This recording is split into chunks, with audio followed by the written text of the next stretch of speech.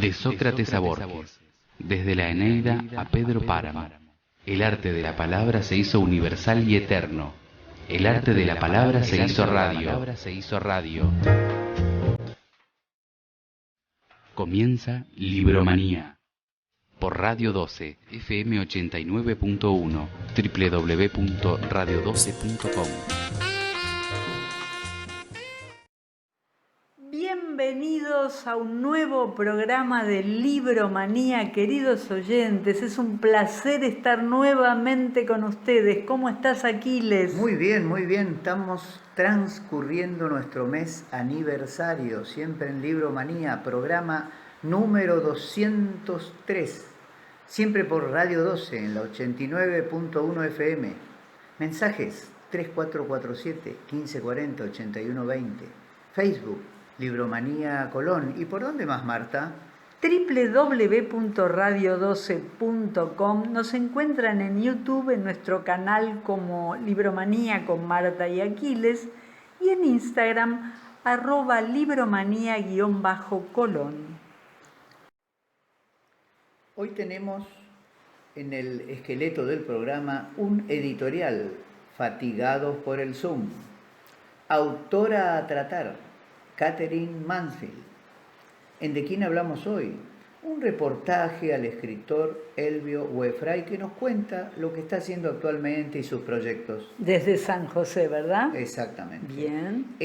Como siempre, el noti literario, en el quinto bloque, el ingenioso hidalgo George Bernard Shaw. Es como para escucharlo, ¿no? Me parece, con el humor característico de George Bernard Shaw. Te regalo un poema de Roberto Temis Speroni, La tierra que me den cuando me muera. Les prometimos fatigados por el Zoom. En la nueva realidad parece que todo, pero todo necesita una videollamada. Y bueno, tampoco es que la pandemia vino con un manual. Estamos buscándole la vuelta. Pero mientras las semanas de trabajo remoto y digitalización acelerada se suman, vamos teniendo nuevas experiencias, y una es la fatiga, ansiedad y gran demanda cognitiva que genera usar tantos videos en nuestras comunicaciones. Los psicólogos ya hablan de la fatiga por Zoom, por una de las aplicaciones más utilizadas entre las decenas de servicios de videoconferencias. Sin casi darnos cuenta, estamos encadenados a la pantalla, y eso tiene consecuencias, desde el hecho de tener que focalizar en la cara de 15 personas a la vez, hasta la preocupación de que me estén mirando mi apariencia y la de mi casa todo el día transmitida online. Según la Asociación Americana de Psicología, estos y otros factores requieren muchas veces más foco y energía mental que las reuniones cara a cara, como la presión de estar alerta y listo para responder. Las plataformas de videollamada nos sitúan en una posición antinatural.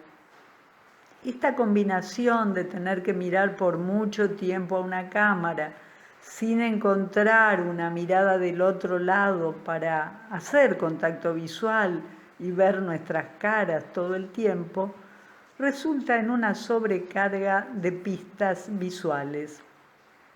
Por otra parte, se pierden pistas del lenguaje no verbal, como los gestos, revoleo de ojos o una levantada de cejas, que a veces nos dan la temperatura de lo que realmente está pasando. Hay un filtro digital por el que no pasan todas las vivencias del encuentro presencial. ¿Cómo combatir esta fatiga de videollamadas? No teniéndolas, en primer lugar. Como las reuniones presenciales muchas veces podrían resolverse con un correo, las videoconferencias también. Reservando el videoencuentro para ocasiones especiales y puntuales. Las videoconferencias no captan la complejidad de las interacciones humanas, donde todos nuestros sentidos suelen estar en juego y los contextos que elegimos para encontrarnos nos dan información, nos predisponen, en muchos casos modifican los resultados que obtenemos. No sentimos lo mismo en una sala de reunión en un piso alto con vista al río o en el entrepiso de un bar ruidoso que huele a café molido. El contacto físico también juega un rol fuerte en la conexión que generamos. Hay algo en esa primera interacción física que comunica y conecta o no. Un apretón de manos fuerte, un beso, una mirada, un abrazo, son formas distintas de entablar cercanía, respeto, confianza o distancia. Esas pistas se han desvanecido en la era remota y vale la pena invertir un tiempo en pensar estrategias para achicar distancias y lograr climas acordes con el encuentro que queremos generar.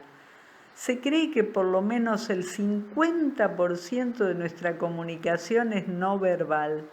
Por eso estamos agotados por el procesamiento cognitivo adicional para completar el 50% faltante de la conversación online que normalmente obtendríamos de señales no verbales. La fatiga de Zoom también nos recuerda todo lo complejo y rico que significa ser humano. No vaya a ser que se nos olvide. Ahora en Libromanía, Obras Inmortales. Pequeña selección de obras inolvidables de diferentes tendencias y periodos literarios. Obras Inmortales. Obras Inmortales. Obras Inmortales.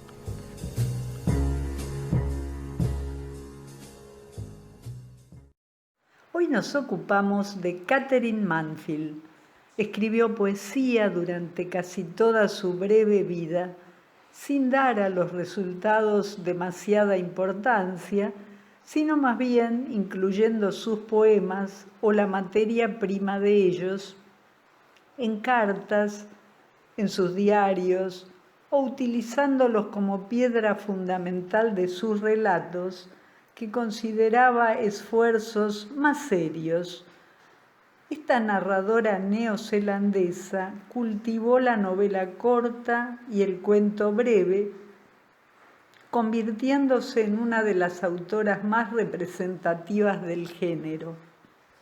A pesar de pertenecer cronológicamente al grupo constituido por autores como James Joyce, D.H. Lawrence, Virginia Woolf y E.M. Forster, quienes liquidaron el conformismo victoriano sobre las pautas trazadas por Lord Jim, el gran libro de Joseph Conrad. Mansfield presenta un caso aparte en la literatura anglosajona de la época, pues de forma análoga a la del ruso Anton Chekhov, supo captar la sutileza del comportamiento humano. El interés narrativo de Katherine Mansfield radica en las pulsiones vitales de los humanos y su choque con las imposiciones sociales. Construye perfiles que no se adaptan al comportamiento social que de ellos se espera y consigue con maestría pintar esa contradicción entre la comodidad de convertirse en lo que el mundo desea y la difícil tarea de ser libre y seguir los propios instintos. Otro elemento que se destaca en su obra son las descripciones del mundo aristocrático. Así, muchas de sus historias comienzan en encuentros apacibles en jardines delicados de la clase alta, donde algún personaje, generalmente femenino, intenta complacer a los de su clase. Las sucesivas colecciones de cuentos que escribió entre los años 1921 y 1923 como Felicidad, Garden Party, La casa de muñecas, El nido de las palomas y otros cuentos, la impusieron entre la crítica y el público como uno de los mayores talentos narrativos de la época. Se ha dicho que, como ocurrió con Keats, la dolencia padecida por Mansfield puede considerarse una de las razones de su particular visión del mundo, dominada por una sensibilidad extrema que la hace entregarse con todas sus fuerzas a vivir el instante presente. Eso dio lugar a su diario, una obra de 1933, y a sus cartas del año 1934, textos publicados póstumamente, y también a su poesía y a su obra narrativa de carácter singular, fruto de una compleja e interesantísima personalidad.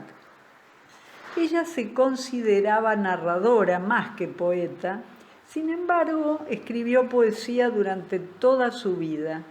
Sus poemas eran más íntimos, personales, irónicos, lúdicos. Su formación poética fue más bien clásica.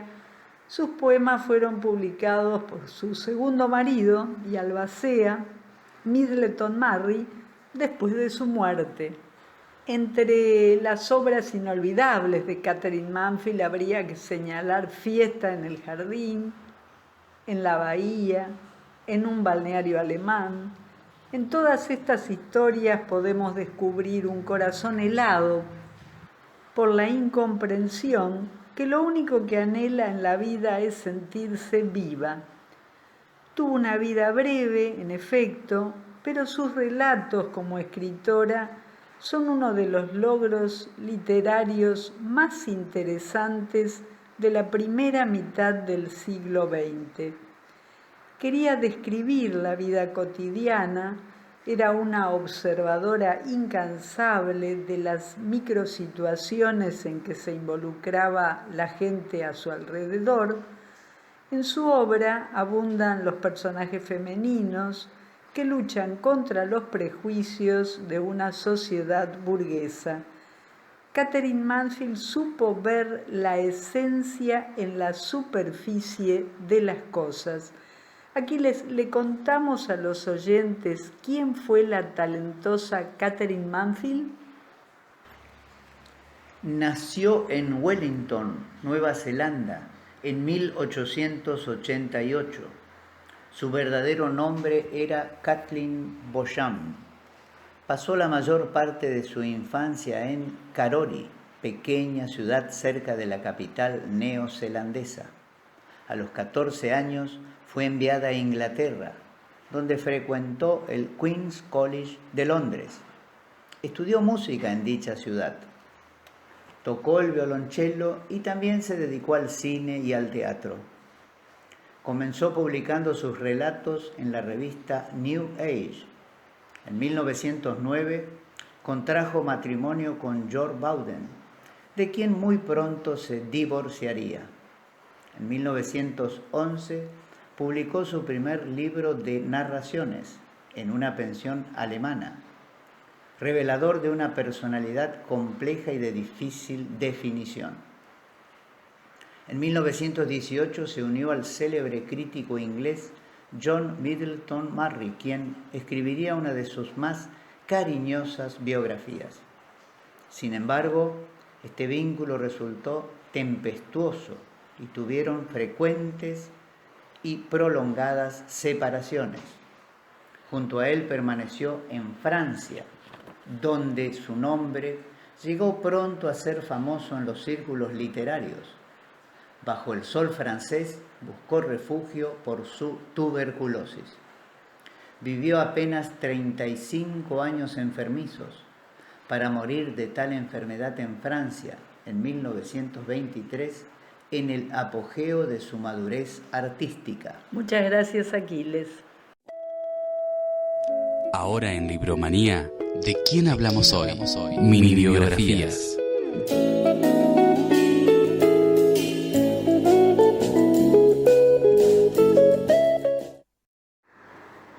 queridos oyentes, vamos a darles una sorpresa desde San José. Queremos que él se presente. Ustedes ya lo conocen. ¿Cómo estás? ¿Qué tal? Buenas tardes. Encantado de estar acá con los amigos a quienes le debo una entrevista hace mucho tiempo, así que bueno, vale también esto como a modo de disculpa. Muy bien, soy Elvio Frey y bueno, tal vez alguno me conoce por alguno de los libros que Correcto. he publicado. Recordanos, por favor, los libros. Bueno, de la parte histórica, que es la que poco la que le interesa a ustedes. Exacto. El río de los jesuitas. Sí. Y que ahora va por la segunda edición. Buenísimo. Y el otro, el Supremo y la República Federal Entrerriana, que también se está vendiendo muy bien. Buenísimo. ¿Algunos planes para este 2021? Sí.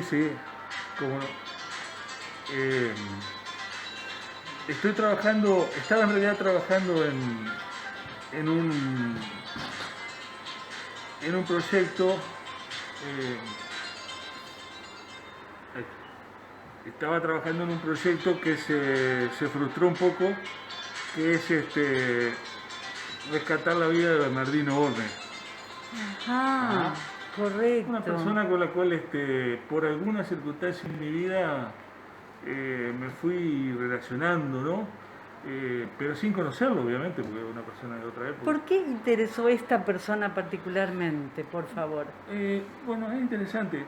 Yo, en una visita familiar a Colombia, mi tía que vivía allá, que era docente, me dice: ¿vos sabés que en la biblioteca de Bogotá hay un libro sobre la colonia, San José? Y entonces me acerqué a la biblioteca pensando que se trataba de un libro de Celia. Claro, de Celia Bernas, nada sí, menos, claro. Exacto, y me encontré una sorpresa, que una persona que nunca había oído nombrar, que se llamaba Bernardino Borges. El libro se llamaba La colonia de San José, un ensayo social agrario. Y bueno, me vine acá y me encontré con otra sorpresa, que en la biblioteca de San José había varios ejemplares, no solo de ese libro, sino otros. Me puse a leer y la verdad que me sorprendió el hombre. Una visión extraordinaria de un país que nunca fue, digamos, ¿no? 1936. El hombre es considerado en toda Latinoamérica un precursor de la legislación agraria. El padre en México es considerado el padre de la reforma agraria. Y acá en San José apenas si lo conocemos. Casi ni noticias. Casi ni noticia, ¿no?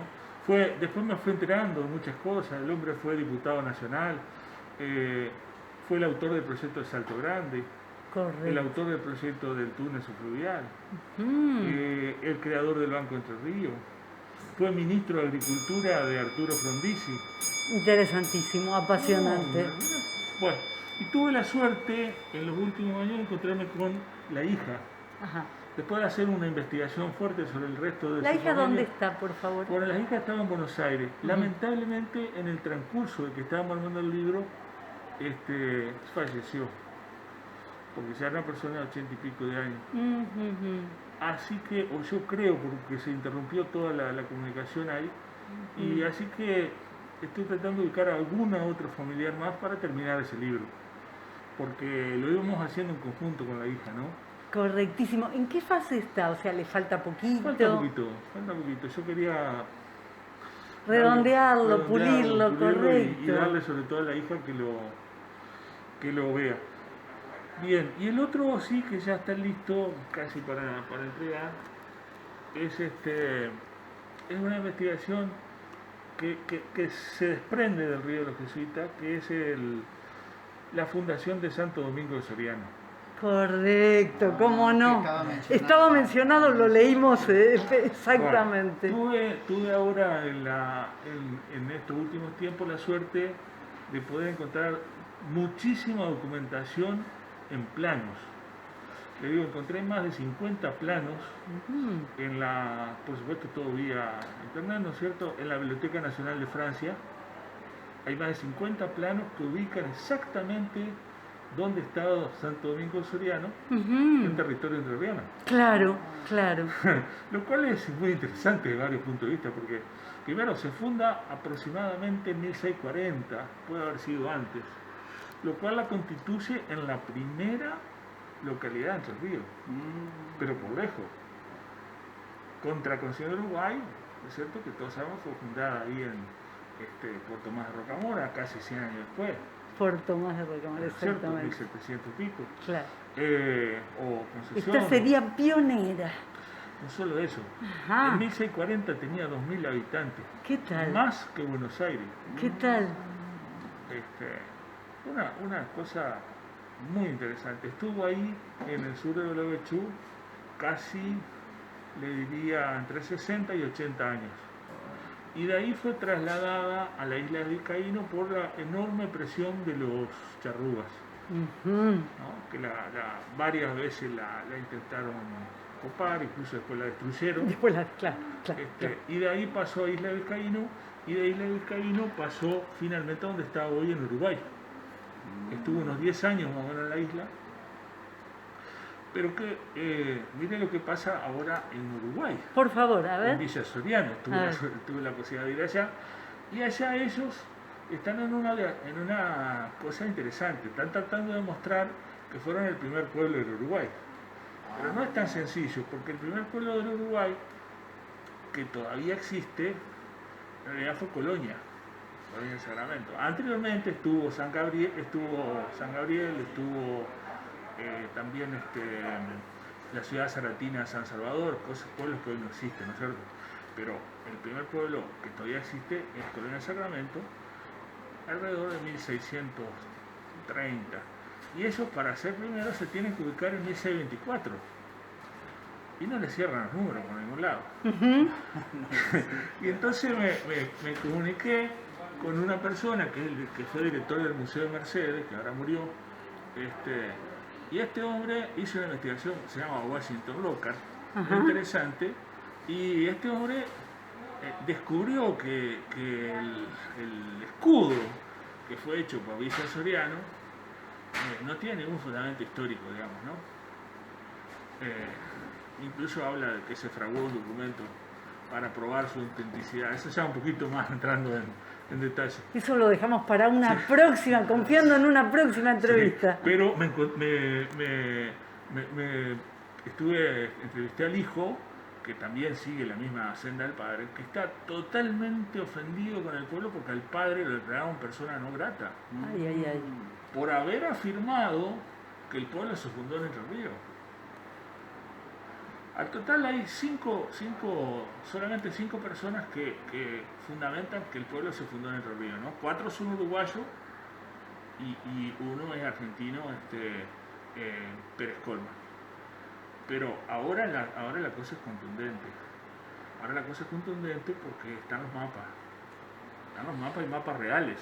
Y hay un dato de un ciudadano de Gualeguaychú, una persona del profesor Raúl Almeida, Ajá. muy conocido, que ahora hay un museo que lleva su nombre, Ujú. que él también certificó el lugar donde estaba. Ah, buenísimo. Otro más. Otro más. Correcto. Y ahora entonces, mire, un dato importantísimo. Yo visito el Museo Raúl Almeida, que se reinauguró hace unos meses atrás, Ujú. y el hijo que está ahí, Raúl Almeida, me cuenta que una de las cosas más sorprendentes que encuentra su papá en los restos de donde estaba Santo Domingo es un indio de más de 2 metros de altura, Wow. posiblemente un indio patagón.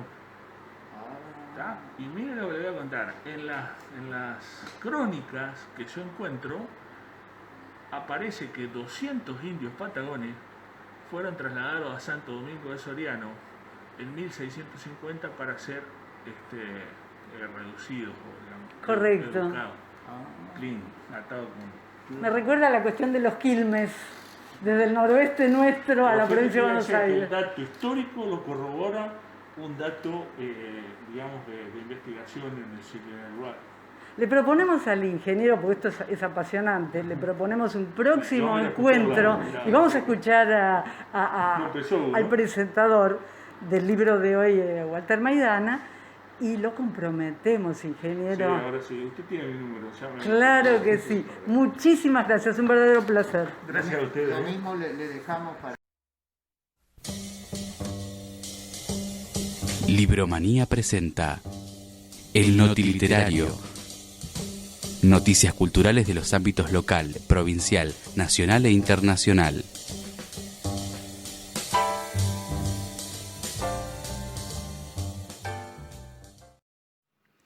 Adelante, Aquiles, con las noticias literarias. Comenzamos con los Estados Unidos.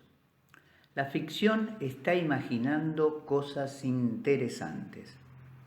El cuento estadounidense tiene multitud de variantes, pero hay una forma de relato norteamericano que parece haber impuesto una tonalidad. Es la que tiene a Ernest Hemingway en punta, a Raymond Carver en el centro y a un sinnúmero de autores que avanzan bien aferrados a la cola de ese cometa inextinguible. Allá por 2015, El cielo de los animales, un formidable libro de cuentos, mostró que ese linaje podía reformularse. El autor de aquel libro, David James Poisson, dio forma a una obra áspera y apabullante, poblada de personajes desaforados, a veces entristecidos, casi siempre desconcertados. Vida del lago, la primera novela de Poisson, se publicó en 2020 en Estados Unidos. El autor nació en Nueva York hace 41 años y sostiene que la pandemia nos aisló humanamente mucho más de lo que ya estábamos. Es cierto. Latinoamérica. La democracia se deteriora en la región, pero es resiliente. El azote de la pandemia castigó a los países de América Latina en lo económico y en lo social, pero hubo, además, una grave pérdida de calidad institucional y retrocesos en materia de derechos humanos. Más de la mitad de las democracias latinoamericanas sufrieron un deterioro de su calidad, mientras que Cuba, Venezuela y Nicaragua profundizaron sus rasgos autoritarios. Este es uno de los principales hallazgos del informe sobre América Latina del Global State of Democracy. El uso generalizado de los estados de excepción es otra tendencia preocupante, lo mismo que el debilitamiento de la división de poderes. La buena noticia es la resiliencia institucional y ciudadana en defensa de la democracia y la división de poderes. Y la libertad de expresión se mantuvo firme. Ojalá así sea. Seguimos con Estados Unidos. Huir de la infancia. En su libro Face Off, Paul Stanley, líder de la banda de rock Kiss, escapa al recuerdo de su infancia. Al ser una biografía, su niñez es un casillero casi inevitable, pero doloroso. En esas páginas iniciales, en las que describe su hogar como un sitio en el cual el afecto y el cariño brillaban por su ausencia, Paul Stanley relata la indiferencia de su padre, la falta de protección de su madre y los brotes psicóticos de su hermana. Stanley Bert Eisen nació en 1952 con una microtia en su oreja derecha. No solo tenía anulado el canal auditivo de ese lado, sino que su oreja tampoco se había desarrollado apropiadamente. Durante su infancia, esa cruz debió cargarla. Se sentía como un monstruo entre sus compañeros de clase. Lejos de reuniones sociales, sin un círculo de amigos y con una familia que lo ignoraba, Paul no tardó en encontrar un refugio en la música. Era la promesa de una vida mejor. Qué bueno, eso es resiliencia. Guerra contra la obsolescencia programada. Los años de reparación es el título que Naomi Klein le dio a su conferencia, que reunió virtualmente a líderes políticos, sociales y ambientales. El discurso de la autora del libro No Logo fue parte de su extensa reflexión, mientras la pandemia continúa azotando al mundo. La escritora y activista canadiense aludió a un mundo roto y en él reconoció principalmente la necesidad de estrategias para administrar los recursos, porque si no trabajamos para curar a este planeta, entonces, ¿qué estamos haciendo aquí? Para Occidente, hoy, la reparación empieza a estar más que nada asociada al reverso del descarte. La idea de no tirar, sino de arreglar, es cada vez más frecuente entre personas de todas las edades. En la Argentina, el Club de Reparadores es uno de los ejemplos más directos de esta tendencia. Proponen la reparación para alcanzar el consumo responsable y la práctica de la sostenibilidad. Qué buena noticia. Libros que están saliendo. Se viene uno de María Eugenia Vidal, saldría en el mes de abril. Tenemos uno de Escribano, 60 años de periodismo y poder en La Nación, de Editorial Planeta. ¿A quién se refiere? ¿A José Claudio Escribano? Exactamente. Ah, bueno, perfecto. Tenemos otro, Prisioneros, de Lucía Salinas y Lourdes Marquese. 16 personajes que estuvieron presos y cómo vivieron sus días en prisión.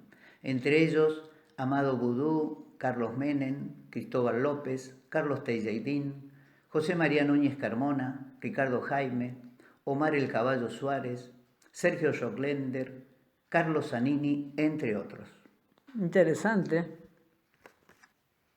Nos vamos a Mar de Ajó. Al Partido de la Costa. Felicitaciones por la edición de la tercera antología del Café Literario Un Cacho de Cultura, ciclo 2021. Excelente noticia, realmente felicitaciones. Nos vamos a la Cava, los 200 años de la uva. En un acto se dio inicio al año del bicentenario de la Universidad de Buenos Aires, que tiene tantos egresados, una de las cuales tengo acá enfrente mío. Es un orgullo ser egresada de la Universidad Nacional de Buenos Aires, Aquiles, así que nos unimos al homenaje por los 200 años de la gloriosa uva. Seguimos en la Cava. La Biblioteca Nacional reabre después de un año.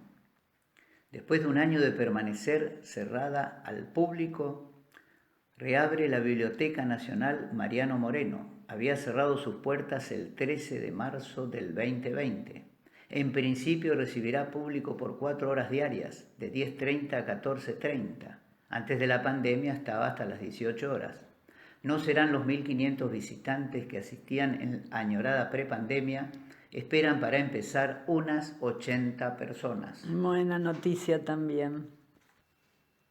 El 25 de marzo del 2021 se celebra en el mundo de la literatura universal el Dante Dí, el Día del Dante, por el viaje que inicia Dante en la Divina Comedia.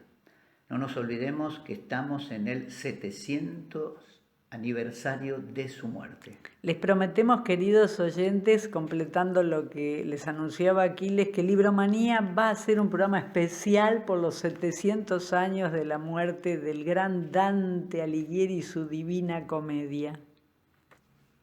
Y ahora vamos a las noticias locales. A ver. Líricos a la gorra de nuevo en Colón, va a ser el 4 de abril. Y también van a estar el 3 de abril en Concepción del Uruguay. Excelente noticia para no perderse a los líricos a la gorra.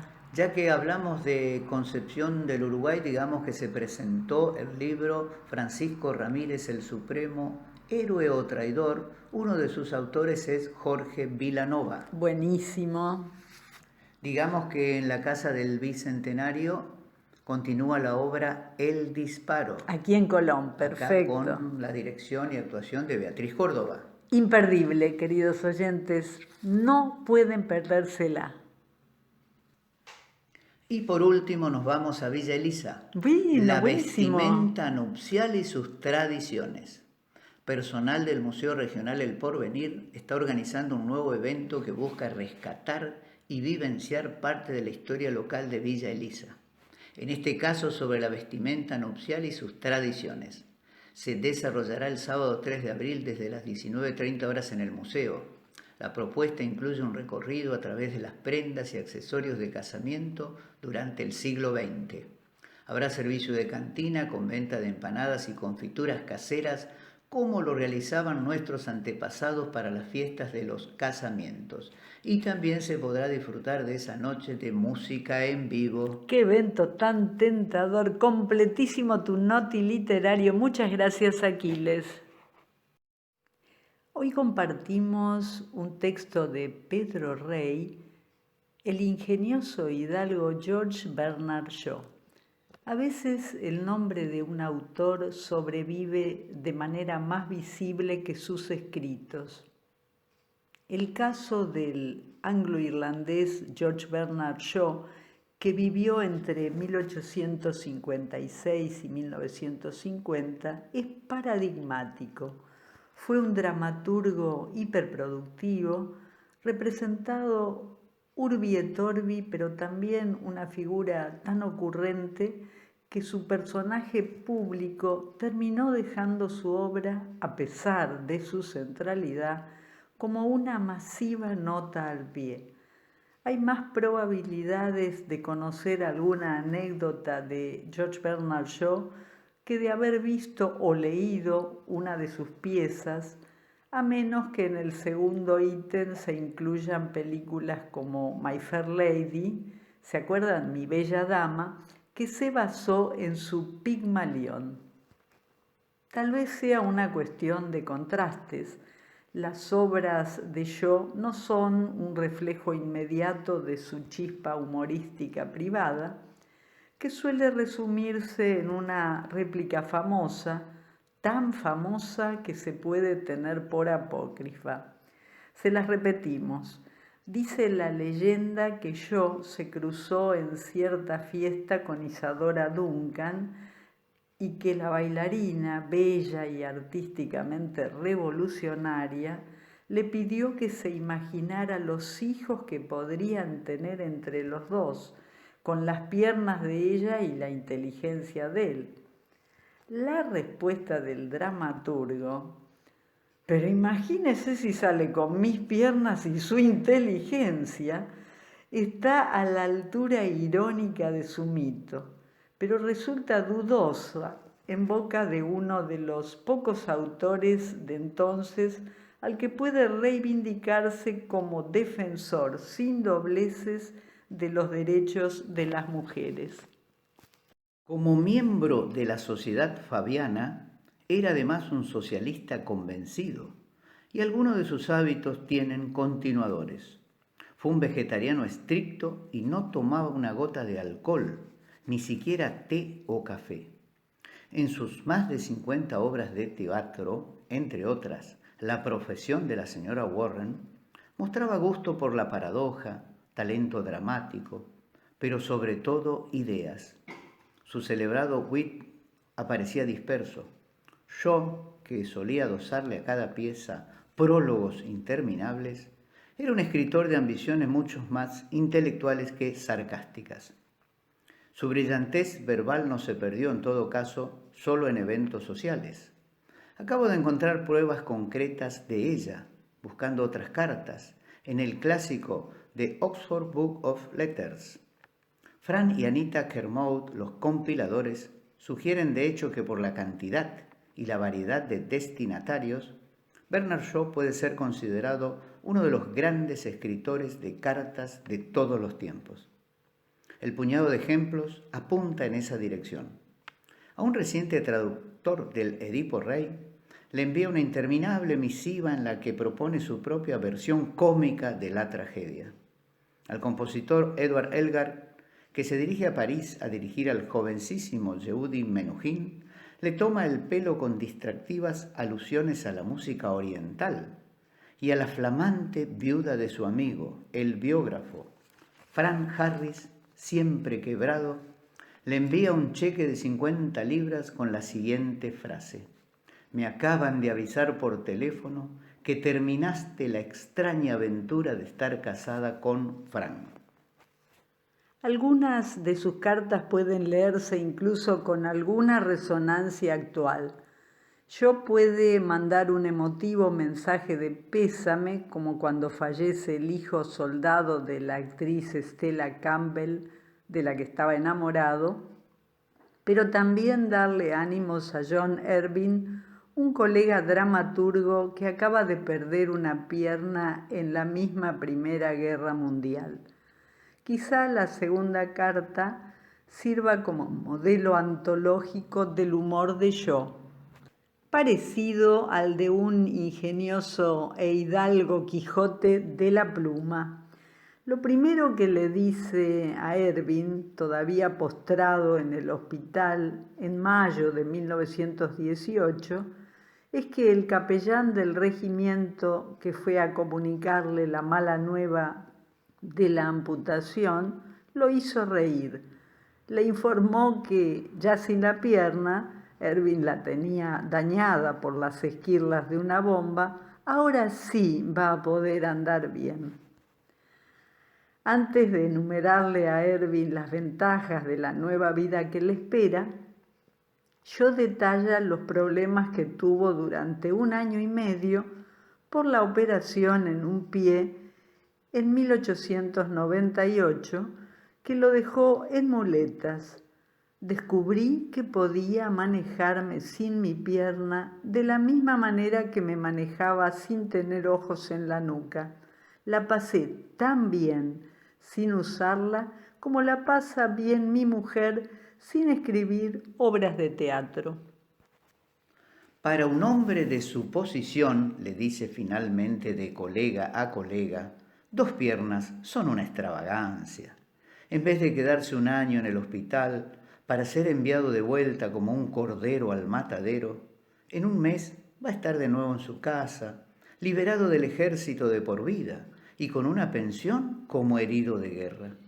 Cuanto más de cerca se ve el caso, más claro es que usted es un hombre excepcionalmente afortunado, desprovisto de una extremidad a la que no le debe nada de su fama, y que fue, de hecho, la causa de su conscripción, porque sin ella nunca lo hubieran aceptado para el servicio. No consta la respuesta, pero se puede deducir que el argumento fue un buen consuelo. Muchos años después, tras la muerte de un casi centenario Yo, Ervin fue el primero en escribir su biografía. Y como prueba también de su ingenio, digamos, tenía determinadas frases. Acá una de ellas. A los políticos y a los pañales, cada tanto hay que cambiarlos y por los mismos motivos. Estamos juntos. Estamos en Radio 12. Y estamos en Libromanía obsequiándote un poema, en esta ocasión de Roberto Temis Speroni, un gran poeta argentino que vivió entre 1922 y 1967. Su indignación frente al dolor, su sed de verdad y justicia, su honesta y valiente rebeldía hacen que su poesía sea ineludible. Entonces, como obsequio hoy, La tierra que me den cuando me muera, de Roberto Temis Speroni. La tierra que me den cuando me muera, la quiero de llanura, entre colinas, tierra de labrador, con golondrinas, con caballos de sol y primavera.